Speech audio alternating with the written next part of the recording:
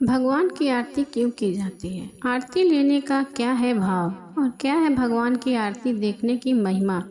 आरती का अर्थ है आरती शब्द संस्कृत के आर्तिका शब्द से बना है, जिसका अर्थ है अरिष्ट, विपत्ति, आपत्ति, कष्ट, कलेश। भगवान की आरती को नीराजन भी कहते हैं।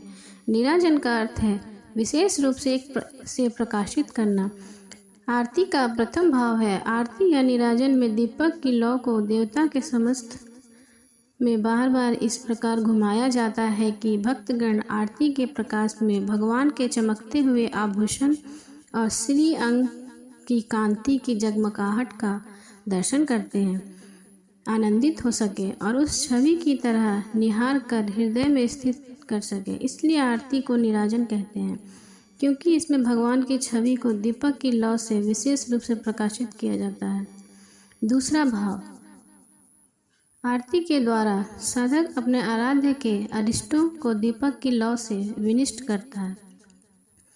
भगवान की रूप माधुरी अप्रतिम होती है। जब भक्त उन्हें एकटक निहारता है तो उन्हें नज़र भी लग जाती है। आरती के दीपक की लौ से भगवान के समस्त अरिष्टों को दूर करने का प्रयास किया जाता है। भगवान की आरती होने के बाद भक्तगण जो दोनों हाथों से आरती लेते हैं, उसके भी दो भाव हैं।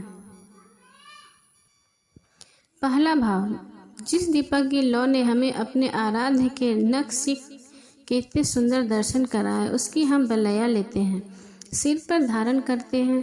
दूसरा, जिस दीपक की बाती ने भगवान के अरिष्ट हरे हैं, जलाए हैं, उसे हमने अपने मस्तक पर धारण करते हैं।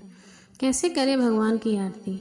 यह संसार पंच महाभूतों से बना है। पृथ्वी, जल, अग्नि, वायु और आकाश से बना है। आरती में यह 5 वस्तुएं रहते हैं। पृथ्वी की सुगंध, कपूर, जल की मधुर धारा, घी, अग्नि, दीपक की लौ, वायु, लौ का हिलना, आकाश, घंटी, शंख आदि की ध्वनि।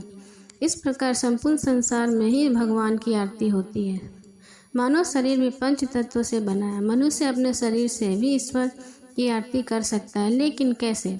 अपने देह का दीपक, जीवन का घी, प्राण की बाती और आत्मा की लौ सजाकर भगवान के इशारे पर नाचना, यही आरती है। इस तरह की सच्ची आरती करके पर संसार का बंधन छूट जाता है और जीव को भगवान के दर्शन होने लगते हैं। आरती करने की विधि, एक थाली में स्वास्तिक का चिन्ह बनाएं और पुष्प व अक्षत से आसन पर एक दीपक में घी की बाती और कपूर रखकर प्रज्वलित करें।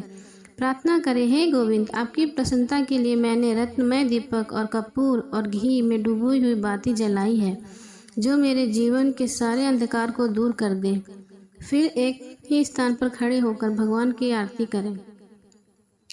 भगवान की आरती उतारते समय 4 बार चरणों में, 2 बार नाभि पर, 1 बार मुखमंडल पर व 7 बार सभी अंगों पर घुमाने का विधान है। इसके बाद शंख में जल लेकर भगवान के चारों ओर घुमाकर अपने ऊपर तथा भक्तजनों पर जल छोड़ दें। फिर मन में ही ठाकुर जी को प्रणाम करें।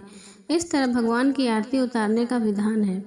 घर में एक बाती की ही आरती करनी चाहिए, जबकि मंदिरों में 5, 7, 11, 21 या 31 बातियों की आरती की जाती है। भगवान की शुद्ध घी में डुबोई हुई बाती से आरती करनी चाहिए। पूजन चाहे छोटा हो या बड़ा, पंचों उपचार के बिना आरती पूर्ण नहीं माना जाता है। भगवान की आरती करने व देखने का महत्व, जिस प्रकार आरती के दीपक की बाती ऊपर की ओर रहती है, उसी प्रकार आरती देखने व करने वालों और लेने वालों के मनुष्य आध्यात्मिक दृष्टि से उच्चता प्राप्त करता है।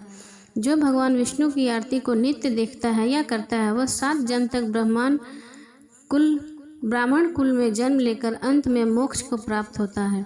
कपूर से भगवान की आरती करने पर अश्वमेध यज्ञ का फल मिलता है। साथ ही मनुष्य के कुल का उद्धार हो जाता है और अंत में साधक भगवान अनंत में ही मिल जाता है।